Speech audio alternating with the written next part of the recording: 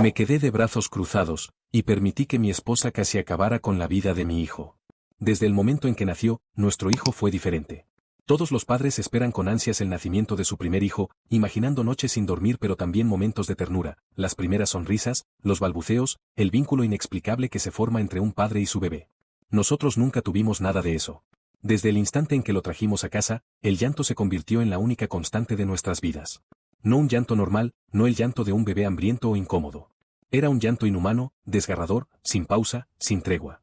Día y noche. Sin descanso. 13 meses. 13 meses sin dormir, 13 meses de intentarlo todo. Lo llevamos a médicos, pediatras, especialistas. Se hicieron pruebas de todo tipo, estudios del sueño, análisis de sangre. Nada estaba mal. Probamos cada método posible. Cambiamos su dieta, lo envolvimos en mantas suaves, pusimos ruido blanco, música clásica, juguetes de luces relajantes, aceites esenciales. Lo mecimos en brazos hasta que nuestros cuerpos no pudieron más. Nada funcionó. En algún punto, ni siquiera parecía que llorara por una razón. Era como si estuviera enojado por existir, como si simplemente odiara el hecho de estar vivo. Mi esposa y yo pasamos más de un año en un estado de agotamiento absoluto, sintiendo como la desesperación se instalaba poco a poco en nuestro hogar. Pero aún así, seguimos intentándolo. Nos negamos a rendirnos. Lo abrazamos, lo cargamos, le hablamos con dulzura.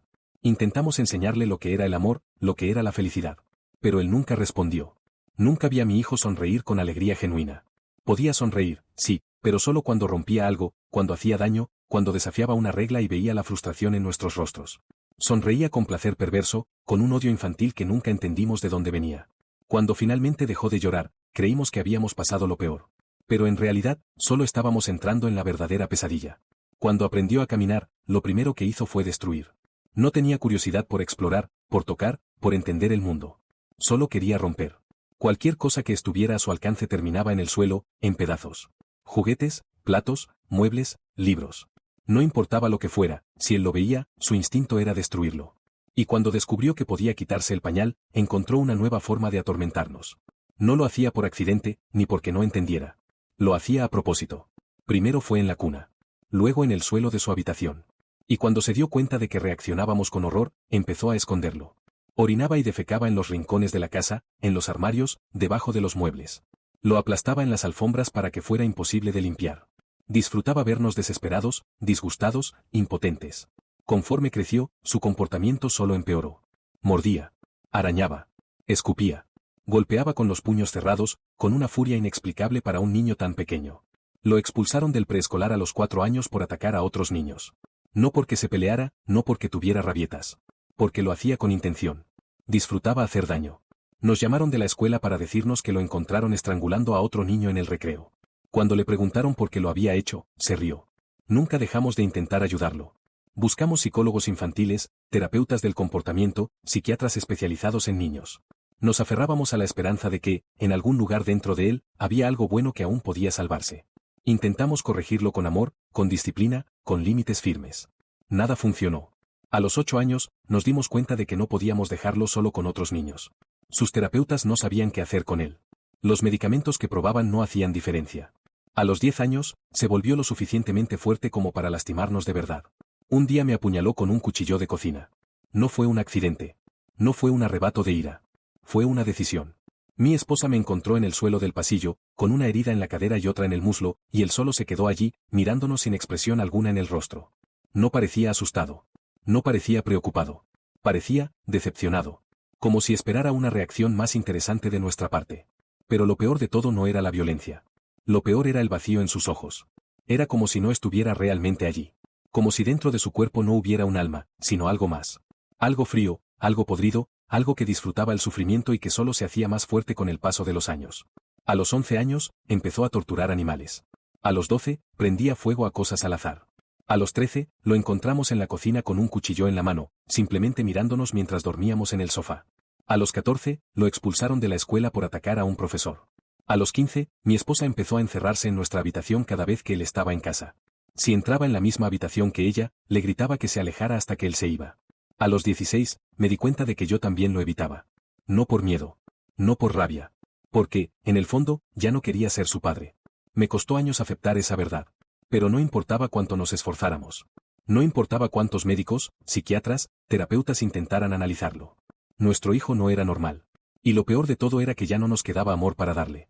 Porque vivir con él nos había consumido hasta dejarnos vacíos por dentro. A los 17 años, nuestro hijo ya no era solo un problema. Era un peligro. En casa, todo giraba alrededor de evitarlo. Evitábamos hablarle, evitábamos provocarlo, evitábamos cualquier cosa que pudiera desencadenar su furia. No porque creyéramos que aún quedaba algo bueno en él, sino porque estábamos demasiado cansados para seguir peleando. Mi esposa había dejado de dirigirse a él por completo. Si entraba a la misma habitación que ella, gritaba para que se alejara hasta que él lo hacía. Yo todavía discutía con él, pero en el fondo sabía que lo hacía solo para que se enojara lo suficiente como para irse de la casa durante horas o días. La paz que sentíamos cuando él no estaba era indescriptible. Nunca supimos a dónde iba, ni con quién estaba. Regresaba oliendo a alcohol, con la ropa sucia, con los nudillos rotos por peleas que jamás explicaba. No nos importaba. Mientras no estuviera cerca, eso era suficiente. Durante años, habíamos vivido en una casa que ya no sentíamos nuestra. Teníamos puertas reforzadas con cerraduras. La cocina tenía candados en los cajones para evitar que tomara cuchillos. Cerrábamos nuestra habitación con llave cada noche. No para protegerlo a él. Para protegernos de él. Y entonces, todo cambió. Mi esposa quedó embarazada. No fue planeado. Cuando vimos la prueba de embarazo, no sentimos alegría. Sentimos terror. La idea de traer otro niño a este mundo, otro como él, era insoportable. Hablamos de aborto. Hablamos de adopción. Hablamos de todas las formas posibles de evitar pasar por el infierno otra vez. Pero mi esposa no pudo hacerlo. No quiso. Así que hicimos un pacto. Si este bebé también estaba roto, lo daríamos en adopción. No podíamos volver a vivir con el miedo, con el agotamiento, con la desesperación de criar a otro hijo como él. Pero cuando nuestra hija nació, todo cambió. Por primera vez en nuestras vidas, entendimos lo que significaba ser padres. Ella reía. Cuando la sosteníamos en brazos, se acurrucaba contra nuestro pecho en lugar de retorcerse como si el contacto humano la disgustara. Dormía por las noches. Era feliz. Y nosotros, por primera vez en casi 2 décadas, también lo éramos. Con ella, entendimos todo lo que nos habíamos perdido. Cada pequeño momento que debería haber sido hermoso con nuestro hijo, pero nunca lo fue. No habíamos sabido lo que era una risa de bebé hasta que la escuchamos reír. No habíamos sabido lo que era ver a un bebé mirar a sus padres con amor hasta que la vimos mirarnos. No habíamos sabido lo que significaba tener un hijo normal hasta que ella llegó. Y sin darnos cuenta, dejamos de intentarlo con nuestro hijo mayor. No porque quisiéramos castigarlo. No porque quisiéramos hacerle daño. Sino porque ya no podíamos más. Después de tantos años de odio, de sufrimiento, de miedo, por fin había alguien a quien amar sin reservas. Por primera vez, tuvimos una hija a la que no queríamos evitar. Y eso lo cambió todo. Él lo notó. No mostró interés en su hermana, no preguntó por ella ni trató de acercarse. Pero su odio hacia nosotros creció. Su presencia en casa se hizo más insoportable. Cada vez que estábamos juntos en una habitación, su desprecio era palpable. No necesitaba decirlo en voz alta. Sabía que lo habíamos dejado atrás. Sabía que nos habíamos rendido. Y nos odiaba por eso. La violencia aumentó. Las peleas conmigo eran diarias. Lo expulsaron definitivamente de la escuela. Pasaba más tiempo fuera de casa que dentro. Pero cada vez que regresaba, su mirada era más oscura. Y entonces, un día, cruzó la última línea. Fue una tarde como cualquier otra. Mi esposa y yo estábamos en la cocina, disfrutando de un raro momento de tranquilidad mientras nuestra hija dormía la siesta. Hasta que la escuchamos llorar. Pero no era un llanto normal. No era hambre, ni incomodidad. Era terror puro. Mi esposa y yo nos miramos y corrimos hacia la habitación. La puerta estaba cerrada con llave, como siempre. Nuestras manos temblaban mientras intentábamos abrirla. Esos segundos se sintieron eternos. Cuando finalmente lo logramos, él estaba allí. De pie junto a la cuna. Con un cuchillo de carne en la mano. No era uno de los nuestros. Lo habíamos contado todo. Lo habíamos guardado con cuidado. Lo había conseguido en otro lugar. Nuestra hija tenía 3 cortes superficiales. Uno en el vientre. Uno en el brazo. Uno en la planta del pie. Lágrimas caían por sus mejillas mientras su cuerpecito se sacudía en pánico. Y él sonreía. Pasó la parte posterior del cuchillo por su rostro, sin cortar, como si le hiciera cosquillas, burlándose de su miedo. Nos miró. Y sonrió aún más. Nunca había sentido tanto odio en mi vida. Pero mi esposa fue más rápida. En un solo movimiento, golpeó su muñeca con tal fuerza que el cuchillo voló hasta el otro lado de la habitación. Luego lo empujó con el peso de todo su cuerpo. Su espalda golpeó la pared. Yo corrí hacia la cuna y tomé a nuestra hija en brazos. Su pequeño cuerpo temblaba de miedo. Mi esposa estaba entre nosotros y él, con los puños apretados. Por primera vez en su vida, parecía sorprendido. Nos miraba como si no supiera qué hacer. Como si en su mente nunca hubiera considerado que pudiéramos pelear de vuelta. Mi esposa dio un paso hacia él. Yo podría haberla detenido. Pero no lo hice. Dio otro paso más. No la detuve. Por primera vez en su vida, él tenía miedo. Ella lo miró durante un largo segundo. Y luego lo golpeó con todas sus fuerzas en la cara. Un chorro de sangre brotó de su nariz. Se tambaleó, sorprendido, sin entender lo que había pasado. Mi esposa esperó. Y luego lo golpeó otra vez. Yo podría haber intervenido. Podría haber dicho su nombre. Podría haberla sacado de la habitación. Pero no lo hice. Porque él se lo merecía. Porque después de todos estos años de dolor, era su turno de sufrir. El primer golpe fue una advertencia. El segundo, una sentencia. Pero el tercero lo rompió. Mi esposa no se detuvo. No hubo duda, no hubo vacilación. Lo golpeó una y otra vez, con la precisión de alguien que llevaba toda una vida acumulando rabia. Cada golpe era una descarga de años de miedo, de noches sin dormir, de cicatrices invisibles en nuestra piel y nuestra alma. Él nunca había experimentado el dolor. Siempre había sido el cazador, el depredador que acechaba dentro de su propia casa. Siempre nos había controlado con su violencia, con su desprecio, con la forma en que disfrutaba vernos sufrir. Pero ahora el cazador se había convertido en la presa. Los primeros golpes lo sorprendieron. Se tambaleó, su rostro se torció en una mueca de incredulidad. Como si no pudiera procesar lo que estaba pasando. Entonces intentó defenderse. Levantó los brazos para cubrirse la cara, pero mi esposa era más rápida. Cuando cubría su cabeza, ella lo golpeaba en las costillas. Cuando bajaba los brazos para protegerse el torso, lo golpeaba en la mandíbula. Cada vez que intentaba reaccionar, ella ya lo había anticipado. Intentó devolver el golpe. Pero mi esposa era boxeadora. Se agachó, esquivó con facilidad, y le respondió con un puñetazo en el estómago tan fuerte que se dobló sobre sí mismo, ahogándose. Yo lo miraba desde la entrada, con mi hija en brazos. Podría haber intervenido. Pero no lo hice. Porque después de todo lo que había hecho, después de cada herida que nos dejó en el cuerpo y en la mente, después de cada sonrisa que se había burlado de nuestro dolor. Se lo merecía. Él empezó a gritar. Gritó insultos, amenazas, promesas de venganza. Le dijo a mi esposa que le cortaría la cabeza mientras dormía, que le prendería fuego a la casa con todos dentro. Pero su voz no tenía el mismo tono de antes. No era la voz de alguien que controlaba la situación. Era la voz de alguien que, por primera vez, tenía miedo. Mi esposa no le respondió. Solo siguió golpeándolo. En algún punto dejó de gritar. Después de un rato, dejó de resistirse. Y finalmente, dejó de moverse. Pero ella no se detuvo. Lo golpeó hasta que su respiración se volvió un jadeo apenas audible. Hasta que sus ojos se cerraron, hinchados al punto de que ya no podían abrirse. Hasta que el único sonido en la habitación fue el eco de sus propios puños golpeando carne magullada. Yo me quedé en la cocina. Bañé a mi hija en el fregadero. Revisé sus heridas. Le puse curitas en cada uno de los pequeños cortes que su hermano le había hecho. Podía escuchar los golpes en el dormitorio. Podía escuchar la respiración agitada de mi esposa. Y después de un rato, ya no escuché nada. Entonces esperé. Mi hija se quedó dormida en mis brazos. Yo seguí esperando. Hasta que mi esposa salió de la habitación. Tenía la ropa manchada de sangre. Sus nudillos estaban hinchados, con cortes abiertos en la piel. Le temblaban las manos. Se sentó frente a mí. Nos miramos en silencio. ¿Está muerto?, pregunté. Tardó un momento en responder. Espero que sí. Y yo también lo esperaba. El silencio en la casa después de la tormenta era ensordecedor. Yo seguía sentado en la cocina, sosteniendo a mi hija dormida. Mi esposa, frente a mí, tenía la mirada perdida. Las manchas de sangre en sus manos y su ropa se iban oscureciendo a medida que se secaban. Parecía una estatua. No nos hablamos. No había nada que decir. Desde donde estaba, podía ver la puerta de nuestra habitación entreabierta. En el suelo, un charco de sangre y vómito. Y más allá de eso, mi hijo. No sé cuánto tiempo pasó antes de que escucháramos el primer gemido. Un sonido débil, apenas un murmullo. Significaba que seguía vivo. No me moví. Finalmente, después de varios minutos, me levanté y caminé hasta la habitación. Quería verlo. Quería ver qué quedaba de él. Estaba destrozado. Su rostro era irreconocible. Ambos ojos estaban hinchados y completamente cerrados. La nariz, aplastada y torcida. Los labios abiertos, mostrando dientes faltantes y otros rotos. Sangre seca en la barbilla. Orina en sus pantalones. Sus manos temblaban. Intentó moverse, pero solo pudo soltar un jadeo ahogado. Me quedé mirándolo. Durante años, había vivido con miedo a este ser. A este monstruo que nos aterrorizó en nuestra propia casa. Ahora, reducido a un amasijo de carne golpeada, ya no parecía un monstruo. Parecía, nada.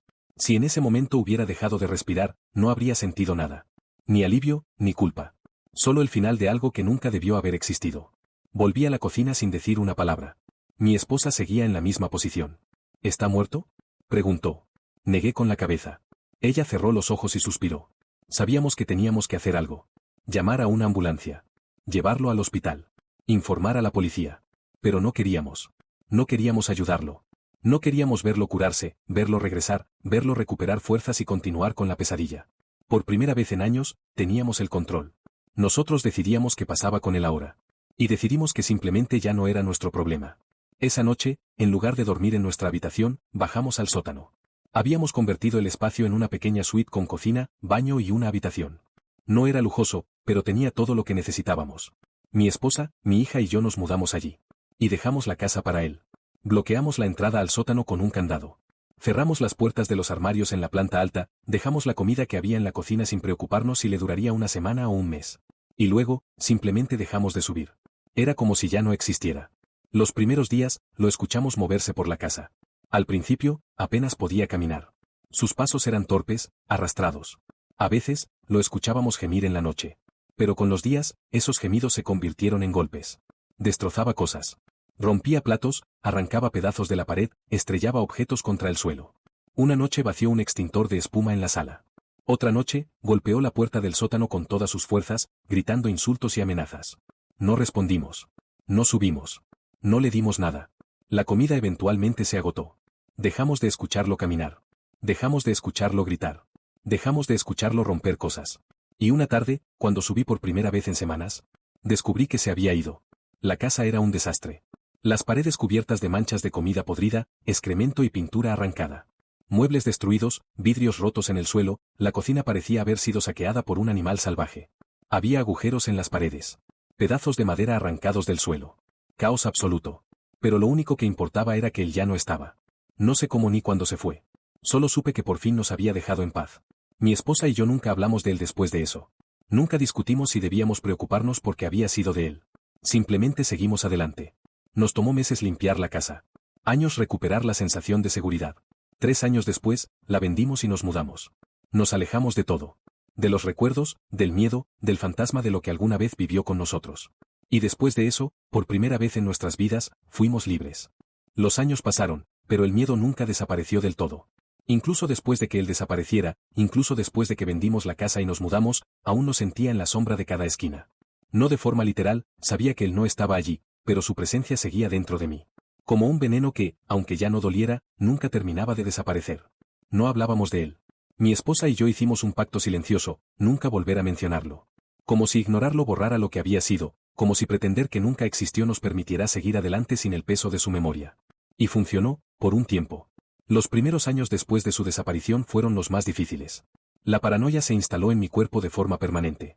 Si alguien tocaba la puerta inesperadamente, mi primer pensamiento era «es él». Si veía a un joven en la calle con un aire vagamente similar, mi estómago se encogía.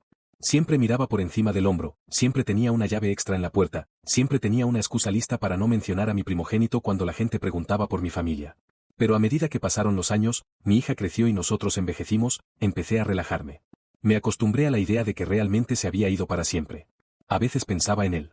¿En qué habría sido de su vida? ¿Habría seguido el mismo camino destructivo? ¿Habría terminado en la cárcel, o peor?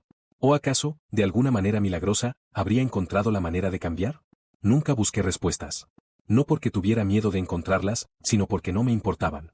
Para mí, mi hijo murió el día que cruzó esa puerta por última vez. Y por primera vez en décadas, me sentí en paz con esa idea. Los años pasaron, y la vida siguió. Nuestra hija nos dio razones para sonreír, para volver a creer en la felicidad. Con ella experimentamos lo que realmente significaba ser padres. Las risas, las primeras palabras, las tardes en el parque, los abrazos espontáneos. Ella creció rodeada de amor. Y cuando finalmente formó su propia familia, me di cuenta de que lo habíamos logrado. Habíamos escapado del infierno. Cuando mi esposa enfermó, supe que nuestro tiempo juntos estaba terminando. Pasé cada uno de esos últimos meses a su lado, sosteniendo su mano, asegurándome de que no estuviera sola. Una noche, poco antes de morir, rompimos el pacto de silencio.